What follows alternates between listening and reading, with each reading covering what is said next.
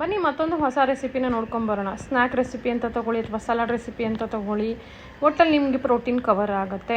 So ಏನಿಲ್ಲ, ಮೊಳಕೆ ಕಾಳು ಹೆಸರು ಕಾಳನ್ನ ತೊಗೊಳ್ಳಿ. ಆ ಹೆಸರು ಕಾಳು ಜಾಗದಲ್ಲಿ ನೀವು ಕಡಲೆಕಾಳು ಮೊಳಕೆ ಕಾಳು ಅಥವಾ ಚೆನ್ನ ಮೊಳಕೆ ಕಾಳು ಬೇಯಿಸಿ ತೊಗೊಬೇಕು. ಇದನ್ನು ಸ್ವಲ್ಪ ನಾನು ಲೈಟಾಗಿ ಬೇಯಿಸಿದ್ದೀನಿ, ತುಂಬ ಓವರಾಗಿ ಕುಕ್ ಮಾಡಿಲ್ಲ.